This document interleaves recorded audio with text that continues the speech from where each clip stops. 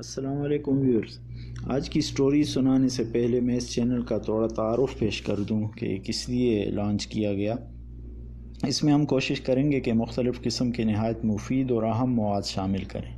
مثلا ہم نے دیکھا ہے کہ یوٹیوب پر بچوں کے لیے تعمیری مواد کی کمی ہے، خصوصاً پاکستان سے باہر رہنے والے احباب اس کی کمی کو بہت محسوس کرتے ہیں۔ ہم دیکھتے ہیں کہ جو کارٹون وغیرہ عام طور پر دستیاب ہیں ان سے بھی وہ ذہنی تربیت نہیں ہوتی ہمارے بچوں کی جو ہمیں درکار ہے، بلکہ بعض اوقات منفی اثرات پڑتے ہیں۔ ہم مختلف سبق آموز واقعات سے شروع کریں گے اور انشاءاللہ آگے تک جائیں گے۔ ہمارے پاس الحمدللہ قرآن پاک، ناظرہ، تجوید قاعدے سے لے کر تفسیر و مسائل تک کے پڑھانے کا انتظام موجود ہے، اور بھی انشاءاللہ اس میں ہم دوسرا مواد بھی ڈالیں گے۔ جیسے جیسے آپ لوگوں کے مشورے یا دیگر ذرائع سے ہمیں زیادہ اہم موضوعات ملیں گے، ہم ان پر کام کریں گے اور آپ کو بھی فائدہ ہوگا۔ اللہ کے فضل سے سبسکرائبر بڑھ رہے ہیں، آپ کا تعاون اسی طرح رہا تو زیادہ سے زیادہ لوگ فائدہ اٹھا سکیں گے۔ اب بڑھتے ہیں آج کے مختصر واقعات کی طرف۔ دو واقعات ہیں، دونوں حضرت عمر رضی اللہ عنہ سے متعلق ہیں۔ حضرت نافع بن عبد الحارث رحمۃ اللہ علیہ کہتے ہیں کہ حضرت عمر بن خطاب رضی اللہ عنہ مکہ مکرمہ تشریف لائے تو جمعہ کے دن دارالندوہ تشریف لے گئے، جہاں قریش مشورہ کیا کرتے تھے، اور بعد میں یہ جگہ مسجد حرام میں شامل کر دی گئی۔ آپ کا ارادہ یہ تھا کہ یہاں سے مسجد حرام جانا نزدیک پڑے گا۔ آپ نے وہاں کمرے میں ایک کھونٹی پر اپنی چادر لٹکا دی، اس پر حرم کا ایک کبوتر آ بیٹھا۔ آپ نے اسے اڑا دیا تو دوسری جگہ بیٹھا تو ایک سانپ اس کی طرف لپکا اور اسے مار ڈالا۔ جب آپ نماز جمعہ سے فارغ ہو گئے تو میں یعنی حضرت نافع اور حضرت عثمان رضی اللہ عنہ ان کے پاس آئے۔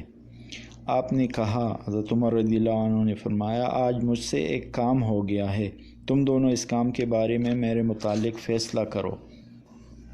آج میں اس گھر میں داخل ہوا، مسجد حرام میں، میرا ارادہ یہ تھا، اس گھر میں داخل ہوا دارالندوہ میں، میرا ارادہ یہ تھا کہ یہاں سے مسجد حرام جانا نزدیک پڑے گا، تو میں نے اپنی چادر اس کھونٹی پر لٹکا دی تو اس پر حرم کا ایک کبوتر آ بیٹھا۔ مجھے ڈر ہوا کہ یہ بیٹھ کر کے کہیں چادر کو خراب نہ کر دے، اس لیے میں نے اسے اڑا دیا۔ وہ اڑ کر دوسری کھونٹی پر آ بیٹھا، وہاں لپک کر ایک سانپ نے اسے پکڑ لیا اور اسے مار ڈالا۔ اب میرے دل میں یہ خیال آ رہا ہے کہ وہ پہلی کھونٹی پر محفوظ تھا، وہاں سے میں نے اسے اڑا دیا، وہ اڑ کر اس دوسری کھونٹی پر آ گیا جہاں اسے موت آ گئی، یعنی میں ہی اس کے قتل کا سبب بنا ہوں۔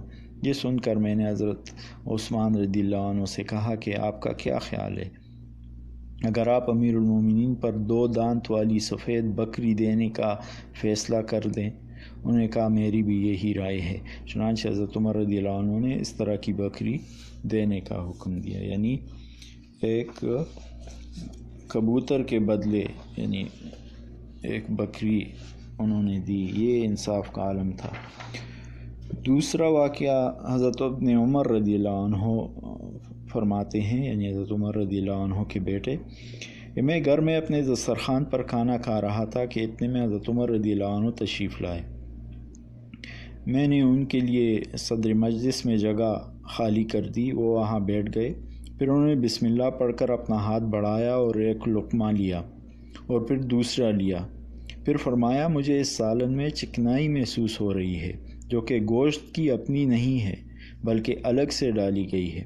میں نے کہا، امیر المومنین، میں آج بازار 2 درہم لے کر گیا تھا، میرا خیال تھا کہ میں عمدہ اور چربی والا گوشت خریدوں گا، لیکن وہ مہنگا تھا، اس لیے میں نے 1 درہم کا کمزور جانور کا گھٹیا گوشت خرید لیا اور 1 درہم کا گھی خرید کر اس میں ڈال دیا۔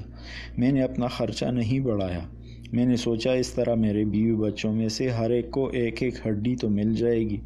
یہ سن کر حضرت عمر رضی اللہ عنہ نے کہا، جب بھی حضور صلی اللہ علیہ وسلم کے سامنے گوشت اور گھی دونوں آ جاتے تو ایک کو نوش فرماتے اور دوسرے کو صدقہ کر دیتے،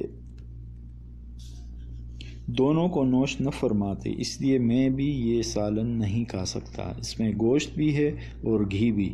میں نے عرض کیا اے امیر المومنین، اس وقت تو آپ یہ سالن کھا لیں، آئندہ جب بھی گوشت اور گھی مجھے ملے گا میں یہی کروں گا کہ ایک کو کھا لوں گا، دوسرے کو صدقہ کر دوں گا، دونوں کو ملا کر ایک سالن نہیں بناؤں گا۔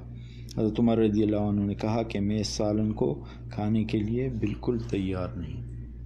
اللہ عمل کی توفیق نصیب فرمائے ہم سب۔